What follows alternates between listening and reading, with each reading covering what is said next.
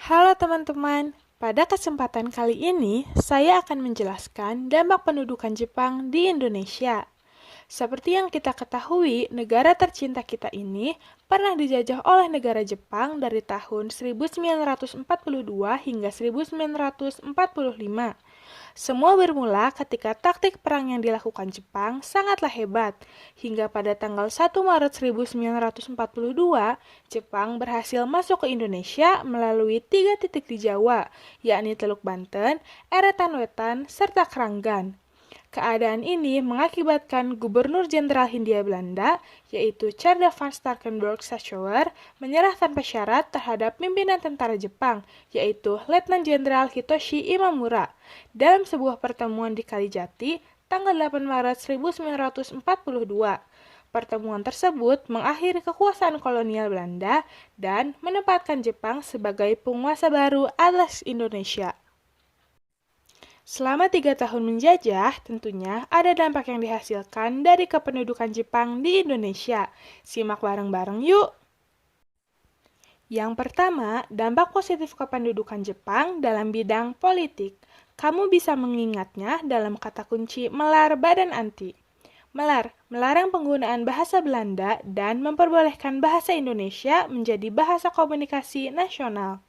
Badan, dibentuknya Badan Persiapan Kemerdekaan Indonesia, yaitu BPUPKI dan PPKI. Anti, Jepang mendukung semangat anti Belanda, sehingga mau tak mau ikut mendukung semangat nasionalisme Indonesia. Yang kedua, dampak positif kependudukan Jepang dalam bidang ekonomi. Kamu bisa mengingatnya dalam kata kunci Didi dikenal. Didi, didirikannya Kumyai, yaitu koperasi yang bertujuan untuk kepentingan bersama. Dikenal, diperkenalkan suatu sistem baru pertanian, yaitu sistem pengaturan bercocok tanam secara efisien. Yang ketiga, yaitu dampak positif kependudukan Jepang dalam bidang sosial. Kamu bisa mengingatnya dalam kata kunci Tramubangkan. Tra, berkembangnya tradisi kerja bakti massal melalui Kinrohoshi. Munculnya sikap persatuan dan kesatuan dalam mengusir penjajah. Bangsa Indonesia mengalami berbagai pembaharuan akan kesadaran dan keyakinan tinggi akan harga dirinya.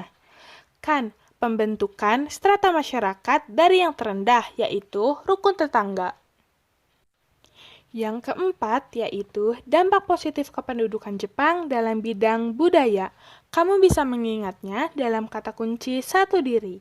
1. Terbentuknya Persatuan Aktris Film Indonesia atau yang biasa disingkat menjadi Persafi. Didirikannya pusat kebudayaan yang berfungsi untuk mewadahi aktivitas kebudayaan di Indonesia. Yang kelima, dampak positif kependudukan Jepang dalam bidang pendidikan, yaitu diperkenalkannya kegiatan upacara dalam sekolah dan mendirikan sekolah.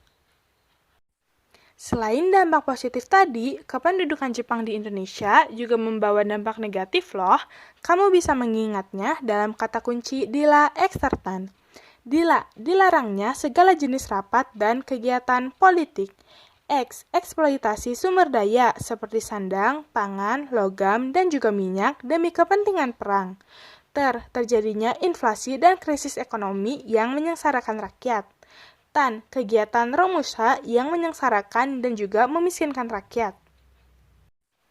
Nah, kita sebagai pemuda generasi penerus bangsa, jangan sampai melupakan sejarah dan juga jasa para pahlawan yang telah melawan penjajah, hingga membawa Indonesia pada gerbang pintu kemerdekaan. Karena tanpa adanya jasa mereka, belum tentu kita bisa berada pada kebebasan saat ini.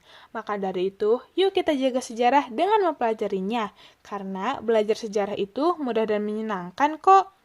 Jangan lupa terapkan protokol kesehatan kapanpun dan juga dimanapun. Saya Liza Bunga Aprilia dari Mankota Cimahi, pamit undur diri. Terima kasih atas perhatiannya. Wassalamualaikum warahmatullahi wabarakatuh.